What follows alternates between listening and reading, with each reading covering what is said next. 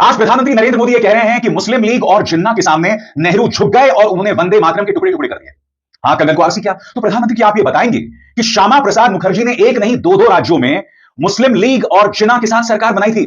गलती एक बार हो सकती है प्रधानमंत्री, दो बार तो नहीं हो सकती है। आपके वैचारिक पूर्वज है आरएसएस। 50 साल तक आरएसएस ने अपने हेडक्वार्टर्स में तिरंगा नहीं फहराया। सबसे बड़ी बात, आरएसएस का आधिकारिक गाना कौन सा है? नमस्ते सदा वत्सले मातृभूमि। खूबसूरत गाना, इसमें दो राय नहीं है। वंदे मातरम तो नहीं था ना? क्या वजह है कि खुद आरएसएस वंदे मातरम का विरोध करती रही? मुद्दे पर आइए प्रधानमंत्री, इधर उधर भटकने की जरूरत नहीं है। सबसे बड़ी बात, क्या प्रधानमंत्री मुझे बता सकते हैं कि जब देश आजादी को लेकर संग्राम कर रहा था तो संघ से जुड़े कितने नेता वंदे मातरम गाने के लिए जेल गए थे? क्योंकि आज आपने कहा था कि अंग्रेजों ने वंदे मातरम पर पाबंदी लगा दी थी और वंदे मातरम गाना जो है वो एक गुनाह हो गया था। तो क्या आप मुझे बतलाने की कृपा कर सकते हैं कि आरएसएस के कितने नेता वंदे मातरम गाने के लिए जेल गए थे? हकीकत यह दोस्तों कि वंदे मातरम का नाता बंकिम बाबू से है। बंकिम बाबू की पृष्ठभूमि बंगाल से है और अगले साल बंगाल में चुनाव होने वाले हैं। यही वजह है कि इस मुद्दे को लेकर बहस हो रही है। जी हां, और कोई वजह नहीं। वरना मैं आपसे पूछना चाहता हूं, देश के सामने इतने मुद्दे मुंह बाहे खड़े हैं, उन पर बहस क्यों नहीं होती है? आंतरिक सुरक्षा को लेकर सवाल है, प्रदूषण को लेकर सवाल है, हवाई अड्डों में जो अफरा तफरी मची हुई है, इंडिगो जिस कदर मनमानी कर रही है, जिस तरह का एकाधिपत्य है और इंडिगो के सामने यह सरकार नतमस्तक हो गई है, वो एक बहस का मुद्दा है। मगर नहीं साहब, बहस किस पर हो रही है? बहस वंदे मातरम पर हो रही है। उसमें कोई आपत्ति नहीं है मुझे। वंदे मातरम का तो क्या ही कहना दोस्तों, कि बंगाल की धरती से निकला बंकिम दा का ये भाव सूत्र।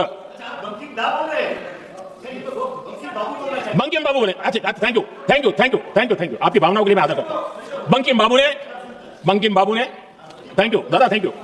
मगर मैं आपको बताना चाहता हूं कि प्रधानमंत्री ने आज जितनी भी बातें रखी, उन्होंने कहीं ना कहीं आरएसएस के लिए शर्मिंदगी भरा माहौल पैदा कर दिया। सबसे पहला सवाल मेरा प्रधानमंत्री से, आरएसएस का जो आधिकारिक गाना है वो है नमस्ते सदा वत्सले। क्या वजह है प्रधानमंत्री कि वंदे मातरम को उन्होंने आधिकारिक गाने के तौर पर नहीं अपनाया?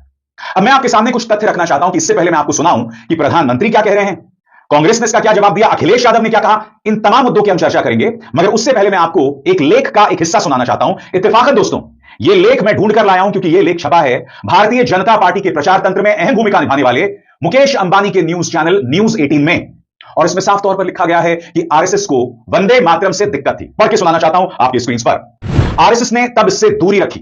राष्ट्रीय स्वयंसेवक संघ अपने शुरुआती दिनों में वंदे मातरम गीत को लेकर थोड़ा संशयपूर्ण था, इससे दूरी रखता था। 1925 में आरएसएस की स्थापना के समय वे इसे अपना प्रार्थना का हिस्सा नहीं बनाना चाहते थे क्योंकि उन्हें लगता था कि यह गीत कांग्रेस पार्टी से जुड़ा हुआ है। ऐसे में आरएसएस ने शुरुआत में वंदे मातरम को अपने संगठित साहित्य या पाठ्यक्रम में शामिल नहीं किया। यह भी माना जाता है कि संघ का फोकस और कार्यशैली कांग्रेस से अलग थी, इसलिए उन्होंने इसे अपनाने में संकोच किया। यह बात अलग है कि बाद में अपना लिया गया, मगर शुरू में नहीं। आपको समझना पड़ेगा दोस्तों, ये वो आरएसएस है जिसने 1942 के भारत छोड़ो आंदोलन का विरोध किया। ये वो आरएसएस है जिनके नेताओं ने सुभाष चंद्र बोस का विरोध किया। ये वो आरएसएस है जिसके दफ्तर में 50 साल तक तिरंगा नहीं फहराया गया और जब नागपुर में